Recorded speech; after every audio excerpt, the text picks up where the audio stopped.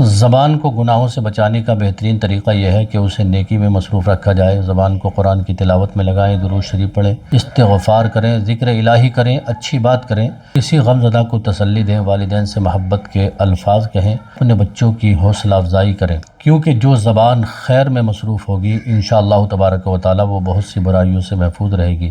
بزرگان دین زبان کی حفاظت کو بہت اہم سمجھتے تھے۔ حضرت حسن بصری رحمۃ اللہ علیہ سے منقول ہے کہ انسان کی زبان اس کے دل کی کیفیت کو ظاہر کرتی ہے۔ اہل علم ہمیشہ اس بات کی کوشش کرتے تھے کہ ضرورت کے بغیر گفتگو نہ کریں اور ہر لفظ کے بارے میں اللہ تبارک و تعالیٰ سے ڈرتے رہیں۔ حضرت امام حسن بصری رحمۃ اللہ علیہ کے بارے میں منقول ہے کہ وہ انسان کو اس بات کی طرف متوجہ کرتے تھے کہ زبان سے نکلنے والی بات انسان کے لیے آزمائش بن سکتی ہے، اس لیے بولنے سے پہلے سوچنا چاہیے۔ یہی ہمارے اسلاف کا انداز تھا کہ وہ کلام کو معمولی نہیں سمجھتے تھے۔ کبھی ایک لفظ سے دوستی ختم ہو جاتی ہے، ایک جملے سے شوہر اور بیوی میں اختلاف ہو جاتا ہے، ایک الزام سے کسی کی عزت خاک میں مل سکتی ہے، ایک جھوٹی خبر سے پورے خاندان میں فساد ہو سکتا ہے، اور کبھی ایک اچھی بات کسی کی پوری زندگی بدل دیتی ہے۔ اس لیے زبان کو معمولی نہ سمجھیں۔ زبان ایک امانت ہے، جس طرح مال اللہ کی امانت ہے اسی طرح زبان بھی اللہ کی عطا اور امانت ہے۔ آج زبان صرف منہ تک محدود نہیں رہی، اب ہماری انگلیاں بھی زبان کا کام کرتی ہیں۔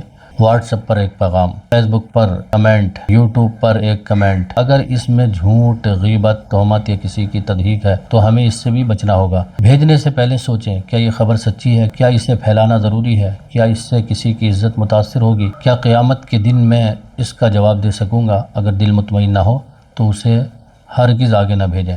اپنے لیے 5 اصول بنا لیجئے۔ آج سے ہم 5 عہد کر لیں۔ پہلا، جھوٹ نہیں بولیں گے۔ دوسرا، غیبت نہیں کریں گے۔ تیسرا، چغلی اور فساد والی بات آگے نہیں پہنچائیں گے۔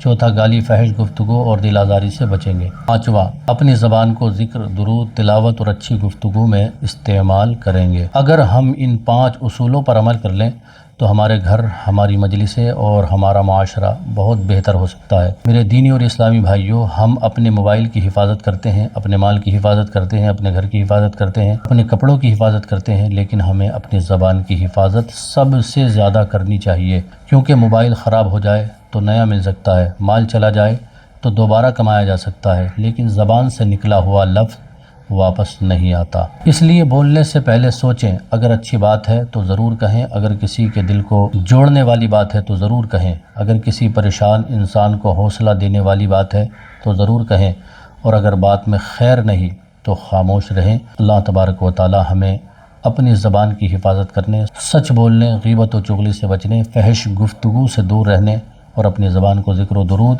اور نیکی کے لیے استعمال کرنے کی توفیق عطا فرمائے۔ السلام علیکم۔